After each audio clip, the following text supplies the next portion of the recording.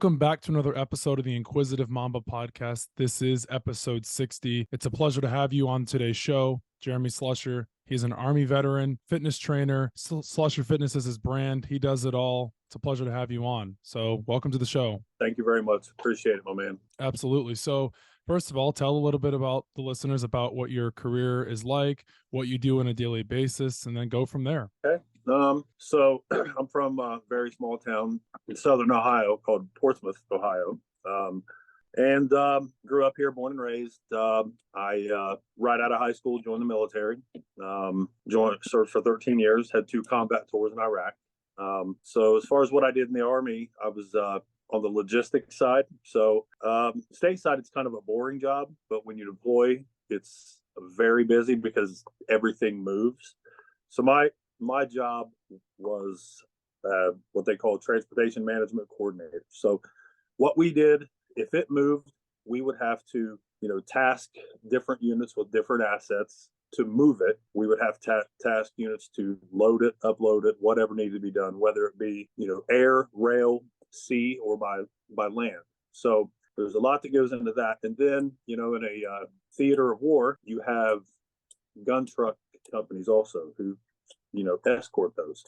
So, during that time in 2003, when we invaded, we as transportation guys had more engagements with the enemy than actual infantry guys, because if you cut off supply lines, beans and bullets, then you cut everything off to your soldiers on the front line. So, so you're dealing with a lot with IEDs, ambushes, that kind of thing.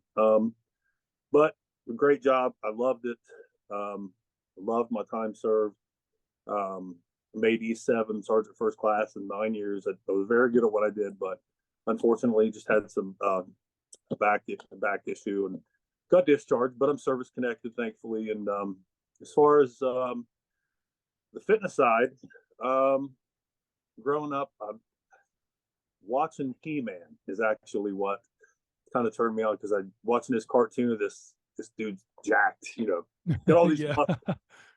Yeah. It was motivating. I loved the look, and I was like, man, this is a big, strong guy. And then my dad, he never lifted weights. He's a retired carpenter, but he's about 5'6" and about 220 pounds of just muscle. And I just loved that initially, just that look, he just looked like a badass, Yeah. So I started kind of messing around with weights when I was probably 10, 12, the sand-filled plastic weights.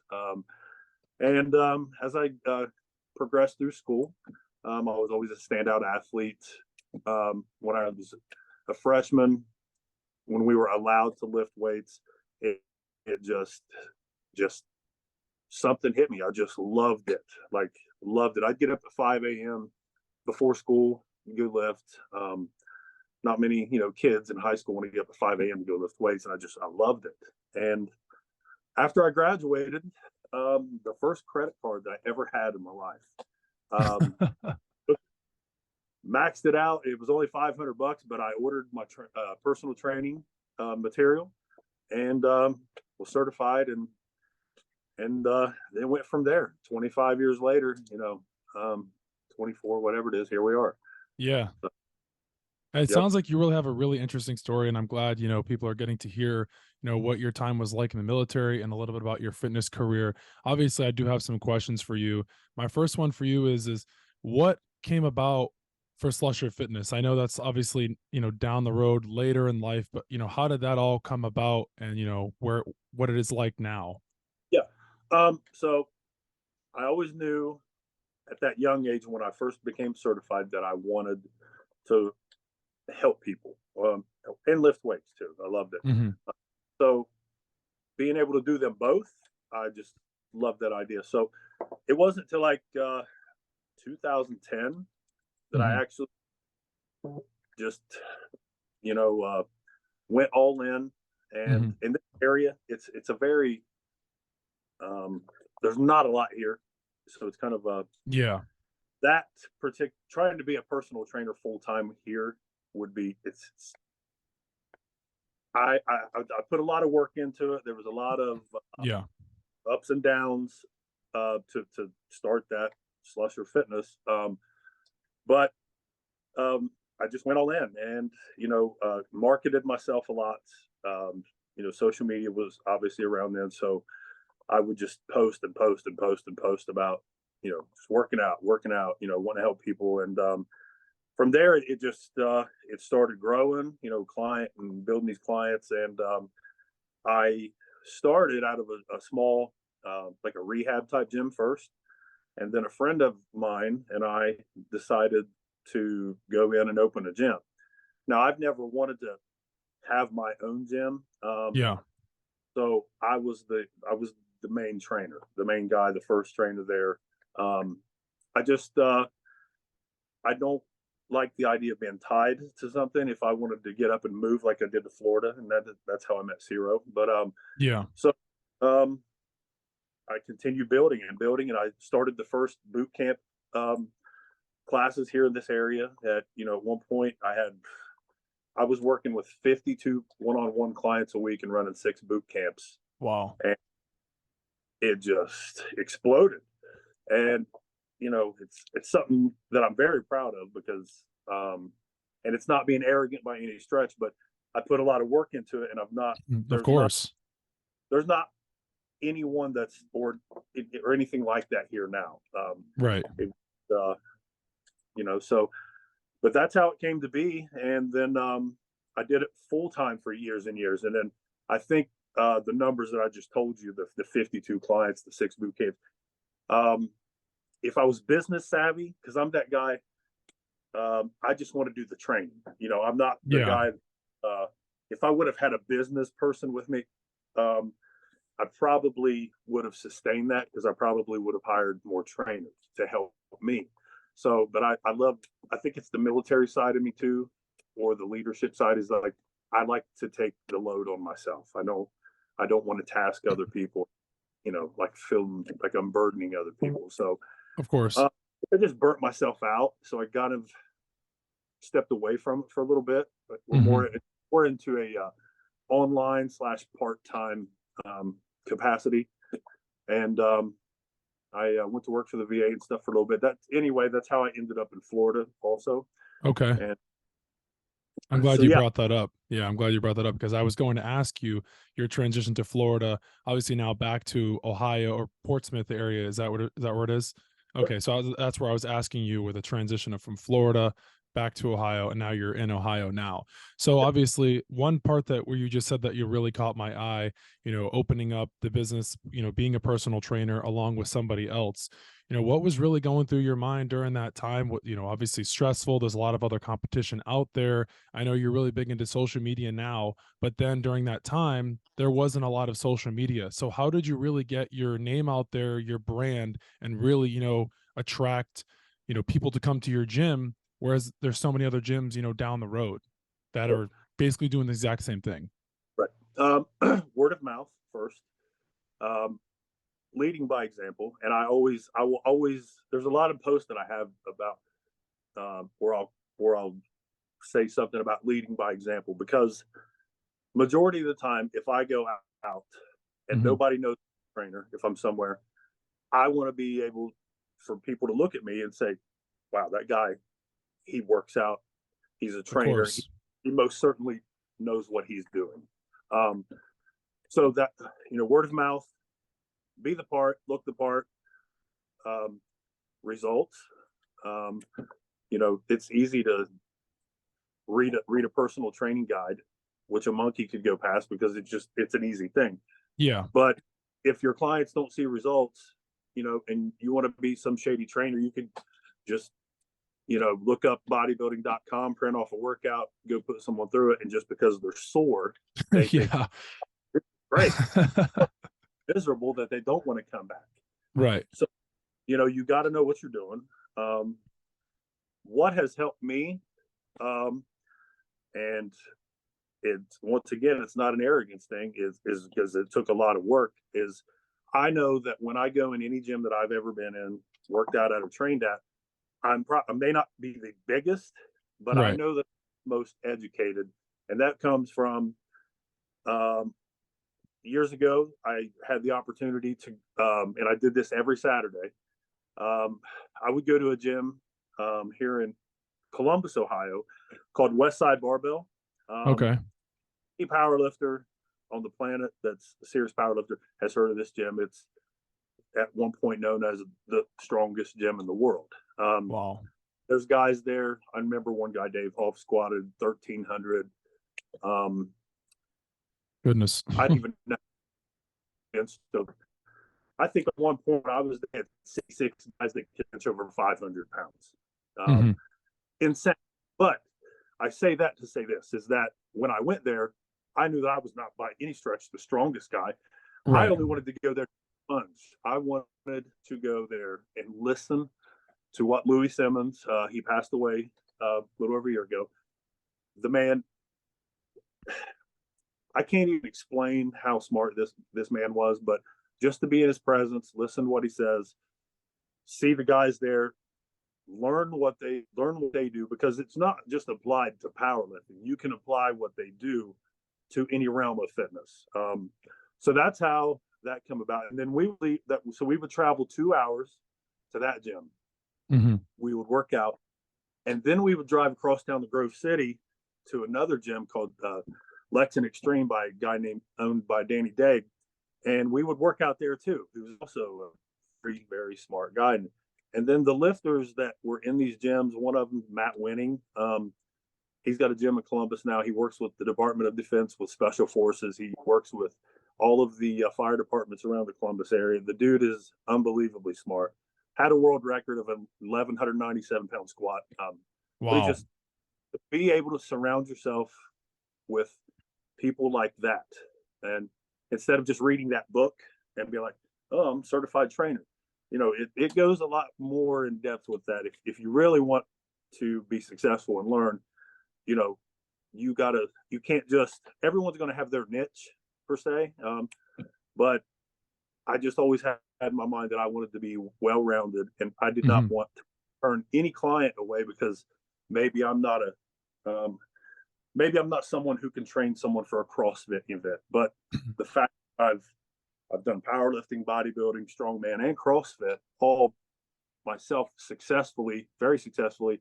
So I was able to basically build a hybrid because in my workouts with my clients, there's some aspect of all four of those all in that workout. So I'm not just limited to one realm of fitness. That's what I think probably most proud about.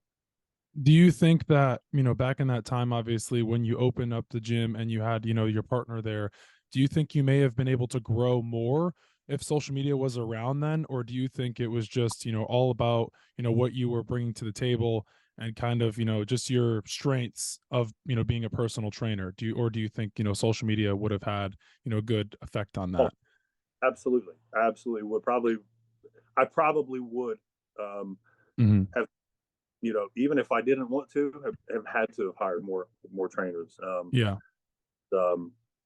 So yeah, absolutely. And it was around a little bit, but nothing like today. With today, if I wanted to have kept that same momentum going, oh my gosh, it's crazy to think about how big it probably could be now. But yeah, for sure. Everything happens for a reason. I'm very, I believe that, and I'm with you on that one there. But yeah, it was a great ride for sure. So you do social media now, obviously, with TikTok and Instagram, and you post your content. What goes into you posting your content, obviously, because it is, mainly about fitness, and you do tie some army stuff in there as well. Do you ever sit down and just go, this is the video I want to post today? Or, get like, what makes you, get creative with it? Because anyone can really just post nowadays. What do you think sets you apart from other, gym fitness creators? Now I used to have Facebook, and I blew up. That was my main, like, okay. I had 5,000, the max out on it. And I got to the point where I'm big on mental health. Okay. So don't let me get too far off here. I got you.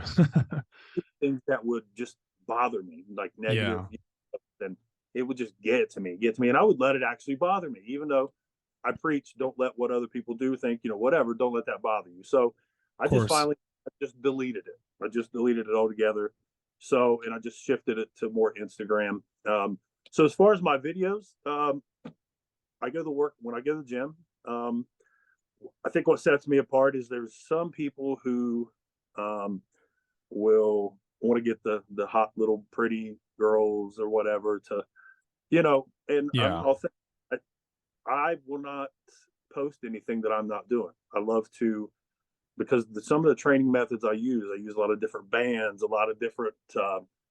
I might use one machine that's totally not even used or made for that particular thing, or I Interesting. might or I might use it in a different aspect or add something to it that I know other people aren't doing. And I like to, I could probably charge for all that stuff, but I'm to that point now where I just want to educate as many people as I can. I hope people see. I've got a lot of growing to do with those platforms, but Of course. I want to be that person now where like people are like, oh, that Jeremy Slusher guy. You seen his content on TikTok or Instagram? He does some crazy stuff, and so I think that's what sets me apart. And I think people do and know how passionate I am. And so whatever I post is probably how I'm feeling, even if it's off the fitness category, or it's just something that I want to, give people another tool in their tool belt per se. Absolutely. Yeah. I think that's a really good way how you brought that into with your social media, with your Instagram and your TikTok. And you kind of tie in a little bit of your lifestyle sense of it as well as the gym. And you can tie the time you were in the army. So my next question for you is obviously you work out probably every day. How many days a week do you actually work out? There, I don't have a set schedule now. So there's days where there's might be streaks where I'll go on 12, 13, 14-day training streaks without a rest day. But that's thankfully because I just still feel really good. And Hmm. now rest is important. And I listen to my body. So if I'm sore in that beyond sore phase, or that feeling, which if you listen to your body, like some people will be so sore that like the new person who starts and they're so like it's miserable. Now, if you're just sore and you work, that's different. So, but typically, if I put myself on a set regimen, I'll go on 2 on 1 off, 2 on 1 off like that. Okay. So, but I try to do something every day, whether it be I like to ruck, and I take that from the military. I have a ruck that I put up to 50 pounds of plate in, and I'll just go walk, ruck with it, and the trails here. There's a lot of that's what I do like about this area is a lot of hills and stuff, and there's a lot of hiking paths. So, people think fitness is just gym related. It's not. I mean, just go outside, get some sun, vitamin D, run, walk, whatever. I'm glad you said that because so many people think that going to the gym is just all about lifting weights and impressing other people with your shirt off and in the gym and this and that. But like you said, you can do so many other things. You can run, you can exercise. There's way more things to it than just actually just going and lifting weights. And even if you go for that short amount of time at the gym, you're still getting something that you wouldn't be getting if you weren't going. So what does a cheat meal look like for you? Because everyone has their cheat meal. Everyone eats pizza and junk food. So what's a cheat meal look like for you? I like the top three on my like cheat meal list would be pizza, wings, and ice cream. All right, rank those one, two, and three. Ice cream one for sure. Okay. Uh, and pizza two, wings three. Okay. Favorite ice cream, Moose tracks. favorite pizza. Thin crust pepperoni. Okay. Favorite type of wings. I will mix like a hot and a honey barbecue together. Oh, okay. That's your go-to? I'll go to Okay. Since you lived in Florida, you lived in Southwest Florida, where was your favorite wing place that you went to? the wings and rings. Oh yeah, I've been there a few times. Yeah.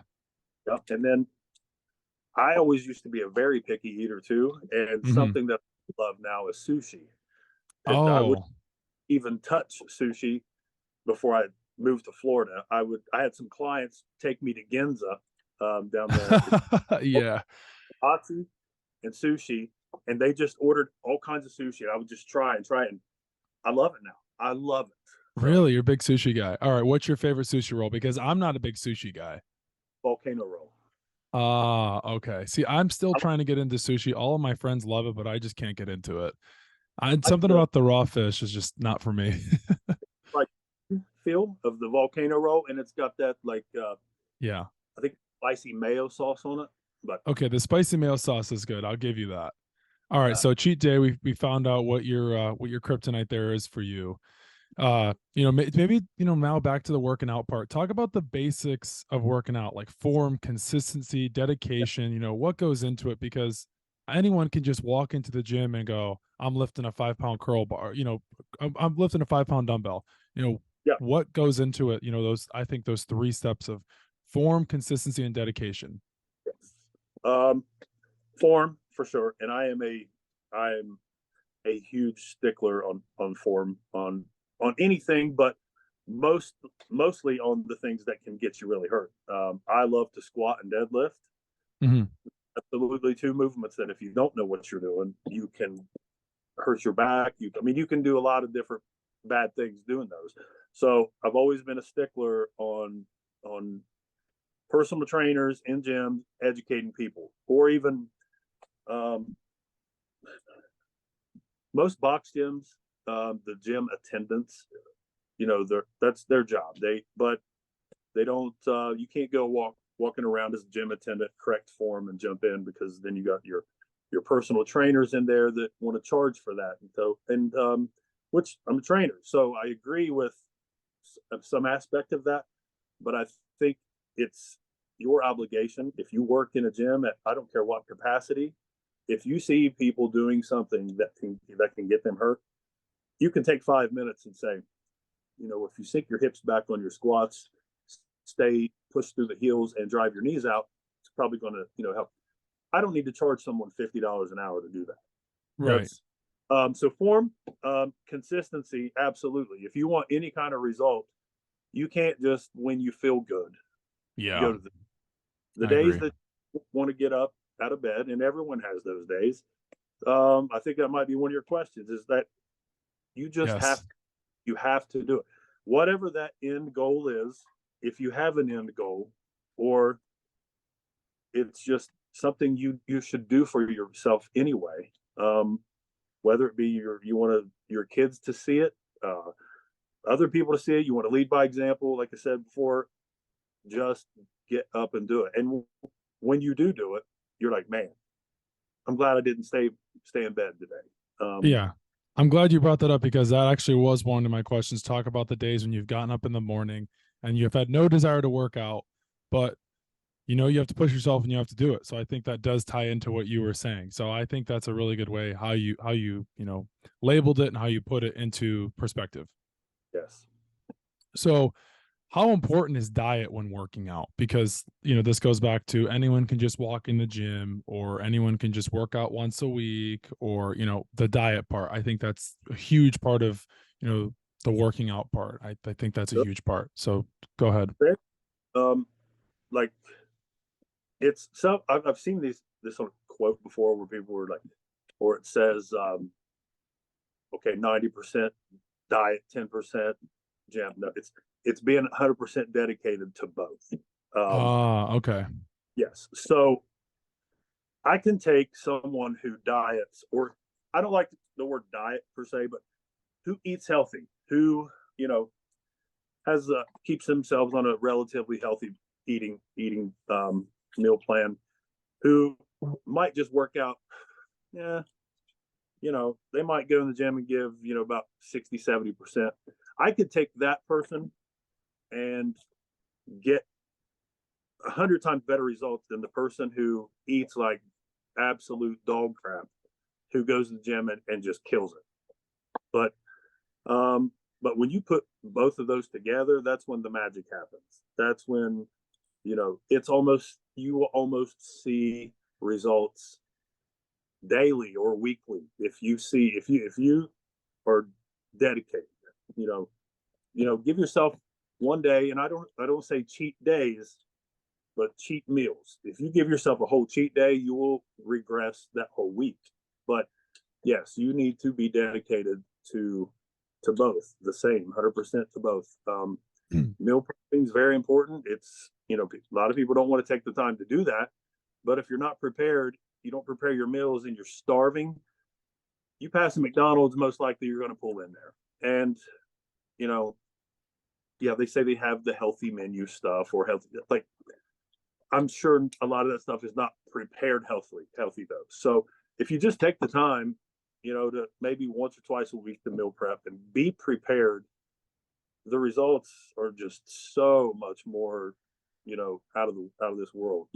What about the athletes? I know this is probably one of the next thing I wanted to ask you. What about the athletes that, work out like crazy, they eat like crap, they play a ton of sports? Let's just say if they're a college athlete, a professional athlete, how do you think that, differentiates those type of athletes from just other people that, do participate in sports, but they don't eat that healthy? Like, is there a middle ground there where it's like some guys just have great genes and some people are just lucky? Or how do you think that goes into play as well? Because I've seen athletes that do eat like crap and play sports, professional or college, and then also do play recreational, finish college, weren't able to make it to the league, and they just eat whatever they want, but they still looking great, they're still in great shape.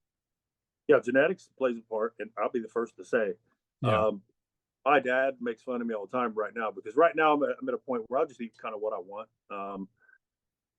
I love, like I said, ice cream. He makes fun of me because he said, if you didn't work out, you probably weigh 500 pounds without Okay. using. But so genes is a lot to do with it. So going on with that, performance levels are so much higher if you eat well. Recovery, so, but you do need to put a little brain into it when you're learning about different foods, how they react, your glycemic index levels, what's almost like a complex carb, a fast acting carb. Like, so you need to do a little bit of research, find out, what that does. If you're just your everyday athlete, or talk to someone, educate yourself a little bit. So, but I think as far as your professional athletes, that's just amazing, God gifted talent and genetics Some of too. them, And, yeah. and I ain't gonna say, but those athletes who do eat very well and take care of themselves, they do set themselves apart. So you've got guys like Harrison that played for the Steelers. I was reading on him that he'd spent like $500,000 a year on his body. During season, his nutritionist, massage therapist, all those people lived with him, and the dude was never hurt. He never hurt, didn't miss games.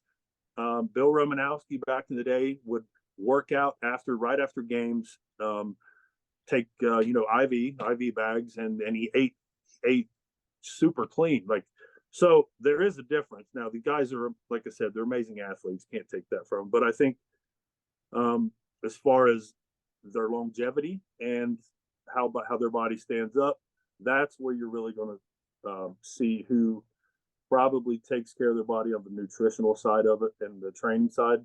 Back when I went to school, I just had this conversation with someone the other day. I don't remember one time in my whole from kindergarten to high school, I never seen anyone with a torn ACL. Wow. None. Oh my Zero. goodness. Absolute zero. Now, if you take 10 athletes, now it wouldn't surprise me if it's 50-50. Mm-hmm.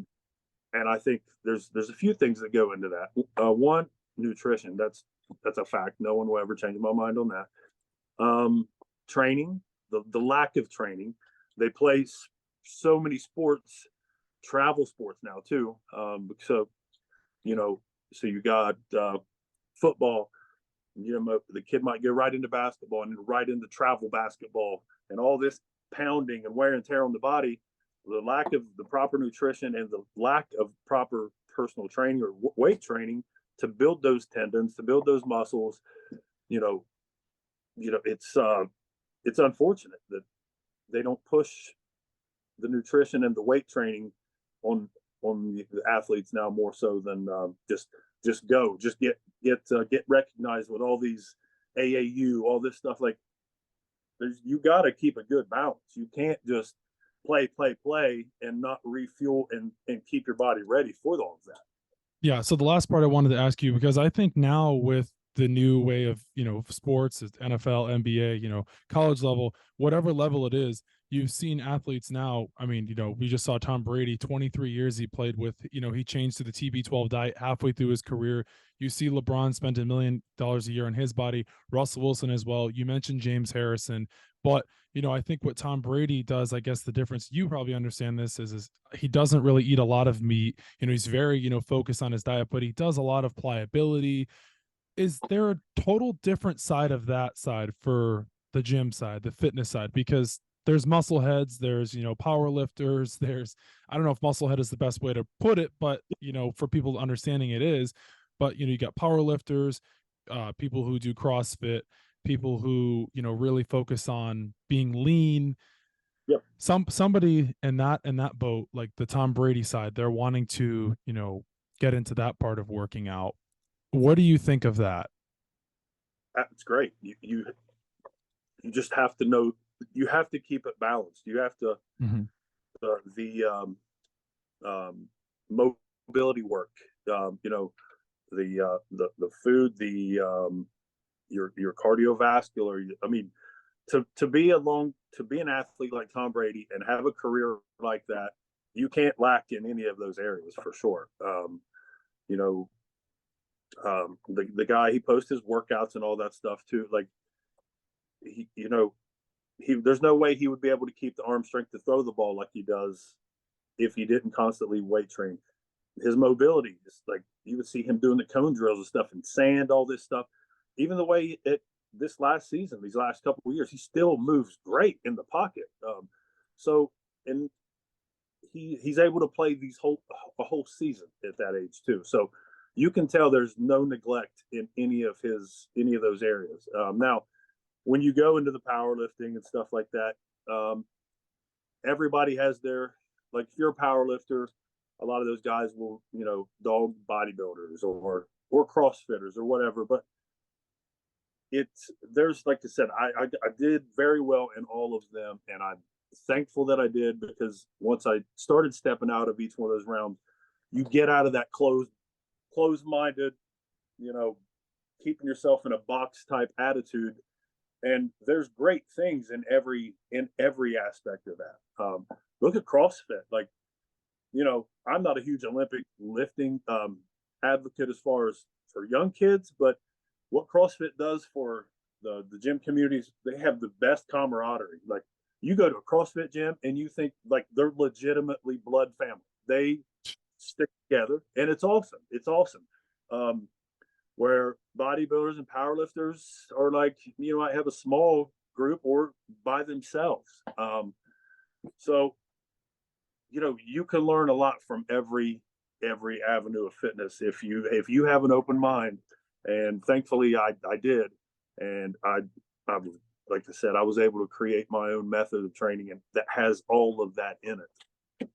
I'm glad you mentioned the open-minded part of it. Now, to end the show, I always like to ask my guests questions, kind of just, and to wrap up the show. But for my first question for you is who is someone that you would like to meet, or if you were able to meet them, dead or alive, who would it be? Wow. Wow, that's a good one. And I was thinking about this earlier, and I got busy doing something. And let me come back to that one. Okay. Who has been your biggest mentor in life? My dad. Okay. My dad, not necessarily on the giving me like knowledge, but just watching him work, his work ethic. He's, to me, the most talented person that I've ever met. Wow. He's just, and he just work. He's that old school. I don't feel good today, but I'm going to get up because I got to go work. There's no, I don't feel like going in today. I need a mental health day, which mental health that's important. But years ago, none of that no one talked about that kind of stuff. So he just got up and he just worked hard, just a hard worker. And I just loved, now that I'm older, I appreciate it much more. Times have changed. Where is one place you would like to visit that you've never been to? Rome. Okay, interesting. I saw on your social media that you are a car guy. What is your favorite type of car? 67 Camaro. That's what my dad has. And if you scroll down in there, you'll see a red one. When he brought that car home, and when I mentioned he's talented, when he brought that car home, normal person would be like, "What is that?" It's like half of a car, rust color look, and it looks like a piece of art. Wow. Unbelievable. Okay. I love it. What is the most weight you have ever lifted? 720 pound squat. Wow. Oh my goodness. That's a lot. Okay. So back to the question. Who is someone that you would like to meet, dead or alive? Man, oh man. You know, I would like to just sit and listen to like soldiers from like the World War I or II era. Like, I can't guess I can really pick one, but just hear stories or just maybe have lived in that era or that period. But I just love to, you know, I guess I've got to put more thought into that, but I would love to just sit and listen to like old veterans or you know, I met a guy, you know, when I worked at the VA, he's dead now, but just the things that they just tell you, it's mind blowing what they, but that you got me on that one. I guess I can't put a name with that, but just anyone, you know, that that you could sit and maybe apply, you know, just things that people did back then. Because I think obviously the world changes and it doesn't have to be so extreme, right, left, whatever, but anything that you can just use in your everyday life and try to leave the world a better place than you found it, you know, or maybe leave your footprint. So I like that a lot. So, but we got about 2 minutes left, and I wanted to, you know, give you the opportunity, give you the chance to really, you know, maybe differentiate yourself or just set yourself apart from anyone else that, you know, what really, you know, you think brings you, you know, out into the field, out into the open as a, you know, fitness trainer, as a Army veteran, you know, for your service, and just maybe something that somebody can really, you know, take with them after listening to this podcast or just hearing this, you know, what can really change somebody's life, motivating, because I think, you know, on a daily basis, some people really just have to sit back and listen and see, you know, what's in front of them, or actually, you know, take the moment to just really sit there. So what could be something that, you know, you think could change somebody's life by just, you know, saying? I believe that mental health is very important. It's something that I struggle with, and for years I neglected it. When I come home from my first deployment, I never really knew what depression was. Growing up, I'd seen my mother try to commit suicide a couple times, and I always thought her depression, it's like, that's not going to happen to me. Well, it hit me right in the face. So I wish that earlier I would have took my mental health more serious. And it doesn't have to be like, so it doesn't have to be just because you were in the military or anything. It's mental health is a real thing. So, you know, exercise and all that stuff, it does play a part in helping that. But Absolutely.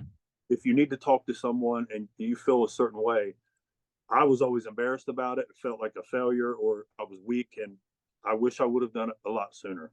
So Absolutely. I was used to be embarrassed to talk about it, but now, you know, I'm not, and I want people need to reach out and take care of themselves, not just on the outside, but on the inside. Thank you for sharing your story. It was a pleasure to have you on the show. Make sure to follow Jeremy Slusher on Instagram at jeremy.slusher, TikTok at jeremy_slusher. You know where to find us as always, the Inquisitive Mamba